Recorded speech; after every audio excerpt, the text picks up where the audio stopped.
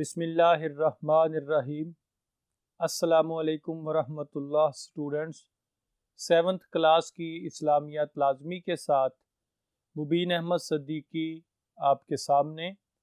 آج ہم 7th class کے چیپٹر نمبر 4 اخلاق و آداب کا ٹاپک سخاوت اور بخل کے بارے میں پڑھنے جا رہے ہیں۔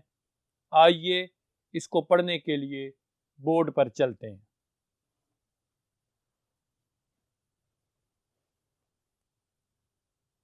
اسٹوڈنٹس، ہمارے سامنے چوتھے چیپٹر کا پہلا ٹاپک موجود ہے۔ چوتھا چیپٹر ہے اخلاق و آداب۔ اس چیپٹر میں انسان کی عادات کے بارے میں ہم دیکھیں گے کہ کون کون سی اچھی عادتیں ہیں جو انسان کو اپنانی چاہیے۔ سب سے پہلی بات ہے جو آج کا ٹاپک ہے، سخاوت کی فضیلت، بخل کی مذمت۔ یعنی ایک سخی انسان اگر سخاوت کرتا ہے اس کی فضیلت کیا ہے، اور بخل کی کنجوسی کرتا ہے تو اس کی مذمت کیا ہے۔ سب سے پہلا کوشچن ہے ہمارا، سخاوت سے کیا مراد ہے، وضاحت کریں۔ اب سخاوت سے مراد اللہ تعالیٰ کی خوشنودی حاصل کرنے کے لیے، اللہ تعالیٰ کی رضا حاصل کرنے کے لیے اس کے دیے ہوئے مال میں سے اس کے بندوں پر خرچ کرنا سخاوت کہلاتا ہے۔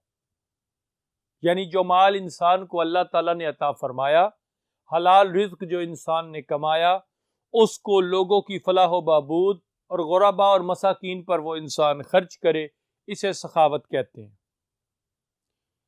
بخل سے کیا مراد ہے، وضاحت کریں۔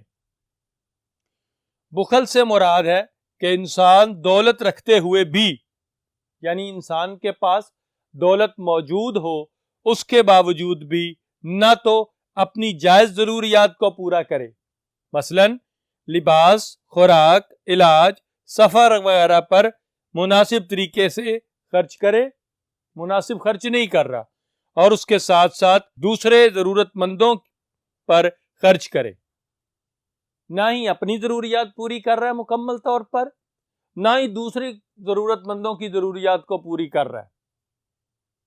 اس کو بخل کہا جاتا ہے، بلکہ دولت کو جمع کرنے کی دھن میں لگا رہتا ہے۔ یعنی وہ شخص دولت اکٹھے کرنے میں لگا رہے، اس کو بخل کہتے ہیں۔ اس کا دوسرا نام کنجوسی بھی ہے۔ یعنی انسان ذہن میں تصور رکھے کہ اگر میں راہ خدا میں خرچ کروں گا یا یہ چیز خریدوں گا تو میرے دولت میں سے اتنا مال کم ہو جائے گا۔ اس تصور کا نام بخل ہے، اس تصور کا نام کنجوسی ہے۔ اس کے بعد ہمارا کوشچن ہے، سخاوت اور اسوہ رسول صلی اللہ تعالی علیہ وسلم بیان کریں، یا اسوہ رسول صلی اللہ تعالی علیہ وسلم کے حوالے سے سخاوت کو بیان کریں، یا سخاوت کے بارے میں نبی کریم صلی اللہ تعالی علیہ وسلم کا اسوہ حسنہ بیان فرمائیں۔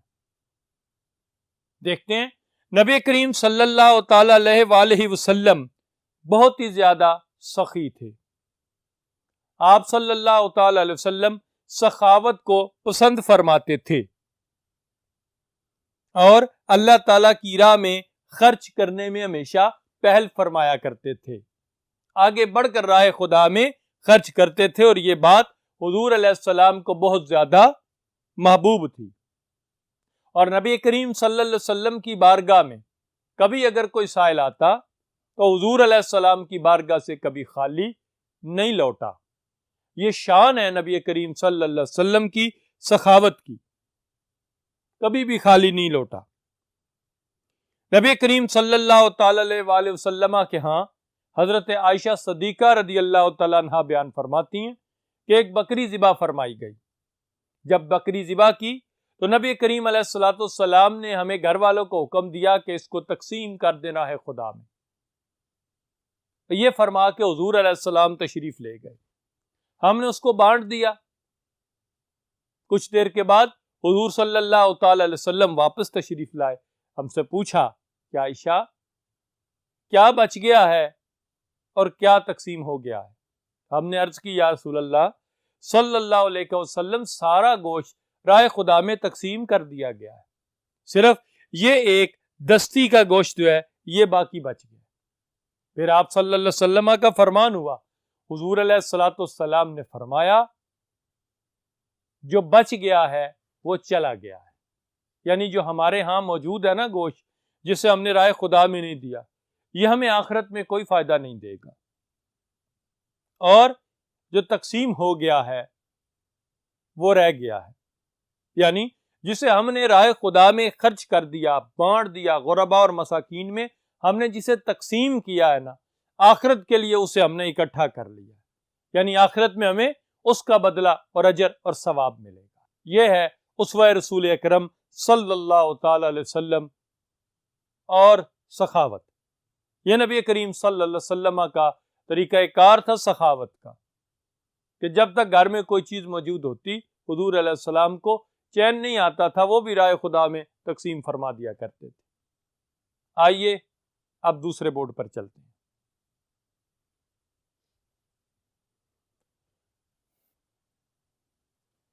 اسٹوڈینٹس، اگر ہم دیکھتے ہیں سخاوت کے بارے میں اسوہ صحابہ کرام رضوان اللہ علیہم اجمعین کیا تھا، صحابہ کرام کا سخاوت کے بارے میں طریقہ کار کیا تھا،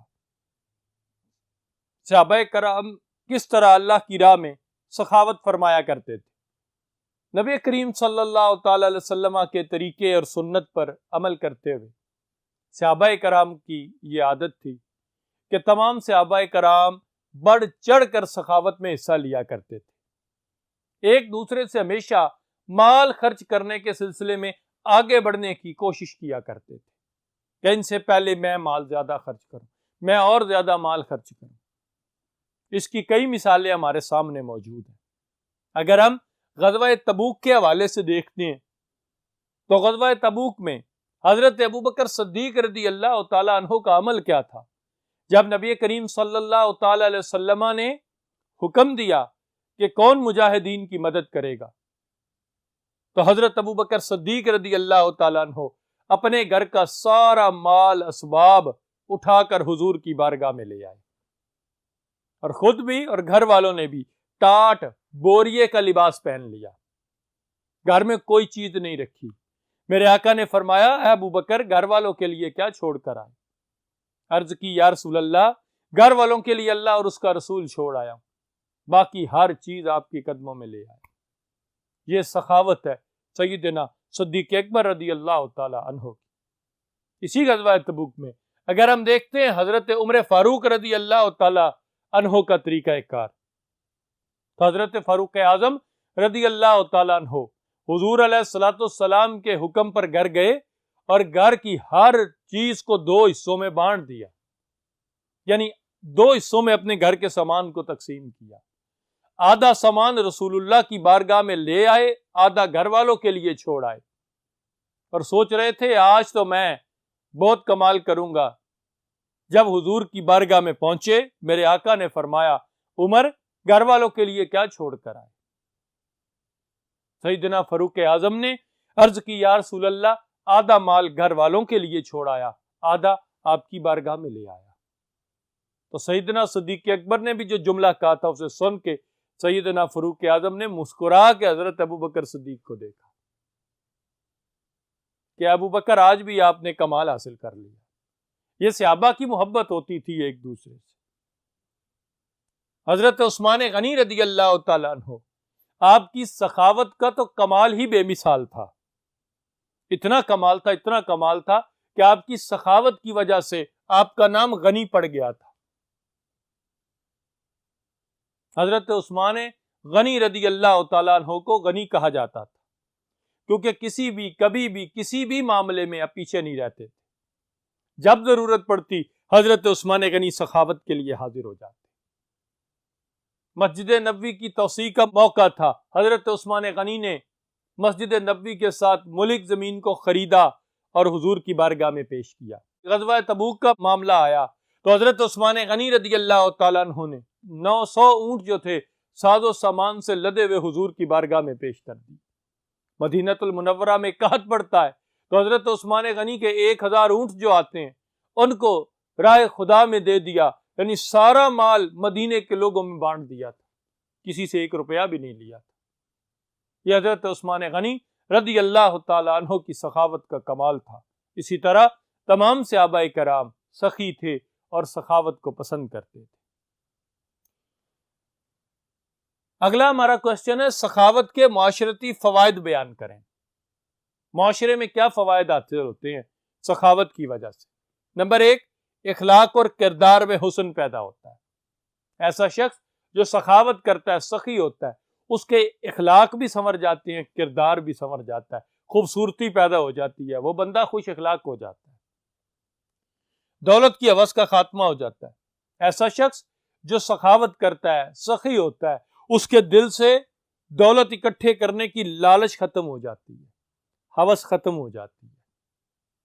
نمبر 3، قلبی طہارت اور پاکیزگی پیدا ہوتی ہے۔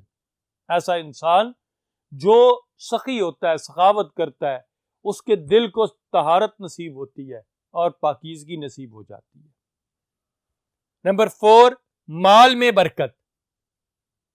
ایسا شخص جو راہ خدا میں خرچ کرتا ہے، اس کے مال بڑھنا شروع ہو جاتا ہے۔ نمبر 5، امیر اور غریب میں باہمی محبت پیدا ہو جاتی ہے۔ ایسا شخص جو راہ خدا میں مال کو خرچ کرتا ہے، سخی ہوتا ہے، معاشرے کے اندر اس کی سخاوت کی وجہ سے غریب لوگوں میں اور امیر لوگوں میں آپس میں محبت اور پیار پیدا ہو جاتا ہے، انس پیدا ہو جاتا ہے۔ نمبر 6، دولت کی گردش۔ اگر انسان مال خرچ کرتا ہے راہ خدا میں تو پھر دولت کی گردش ہو جاتی ہے، مال غرباء اور مساکین میں دیتا ہے، سخی ہوتا ہے، سخاوت کرتا ہے، صدقہ و خیرات کرتا ہے، زکوٰۃ ادا کرتا ہے، تو مال سرکل میں آ جاتا ہے۔ دولت چند لوگوں کے ہاتھوں میں سمٹ کر جمع نہیں ہوتی۔ اسٹوڈنٹس، یہ چند مختصر فوائد ہیں کس کے؟ معاشرتی لحاظ پر یہ فائدے ہیں سخاوت۔ آگے ہمارا کوشچن ہے، سخاوت کے متعلق کوئی ایک قرآنی آیت بیان کیجئے۔ یہ بورڈ پر دیکھیے گا، سورہ حدید ہے۔ اللہ تعالیٰ نے قرآن پاک میں سورہ حدید میں ارشاد فرمایا ہے، کون ہے جو اللہ کو نیک نیت اور خلوص سے قرض دے تو وہ اس کو اس سے دگنا عطا کرے اور اس کے لیے عزت کا صلہ یعنی جنت ہے۔ ایسا شخص جو اللہ تعالیٰ کو قرض دے یعنی غرباء اور مساکین میں سخاوت کرے، ان کی مدد کرے، تو یہ اللہ کے ذمہ قرض ہے۔ قرض کا معنی یہ نہیں کہ اللہ تعالیٰ قرض مانگ رہا ہے، نعوذ باللہ من ذالک، نہیں۔ معنی کیا ہے؟ اگر راہ خدا میں دے گا، سخاوت کرے گا، رزلٹ کیا نکلے گا؟ جب اللہ کی بارگاہ میں جائے گا تو اجر و ثواب دگنا اس کو نصیب ہو جائے گا۔ یہ مال راہ خدا میں دیا ہوا ضائع نہیں جائے گا، وہ مالک اسے عطا فرما دے گا۔ اس کے بعد ہمارا کوشچن ہے، سخاوت کے بارے میں نبی کریم صلی اللہ علیہ وسلم کا فرمان بیان کریں، یا بخل کی مذمت کے بارے میں نبی کریم علیہ السلام کا ارشاد بیان کریں۔ تو رسول اللہ صلی اللہ تعالی علیہ وسلم نے سخاوت کی عظمت کو اور بخل کی مذمت کو بیان کرتے ہوئے آپ صلی اللہ علیہ وسلم نے ارشاد فرمایا، بے شک اللہ تعالی سخی ہے اور سخاوت کو پسند کرتا ہے۔ سخی ہے اور سخاوت کو بھی پسند کرتا ہے، اور جو لوگ سخی ہوتے ہیں انہیں بھی اللہ پسند فرماتا ہے۔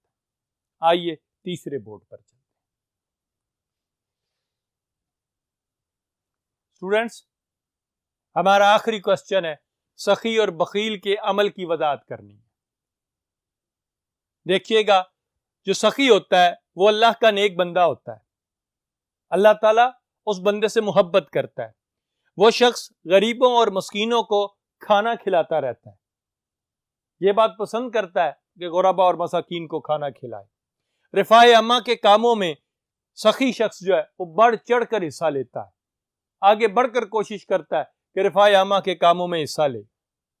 اگر کوئی اس کے ہاں سائل آ جائے، سوال کرنے والا کوئی منگتا آ جائے، تو وہ اس منگتے کی مدد کرتا ہے، اس کو دیتا ہے، اپنے دروازے سے دھتکارتا نہیں ہے، ضرورت مندوں کی ضرورتوں کو پوری کرتا ہے سخی شخص جو ہوتا ہے۔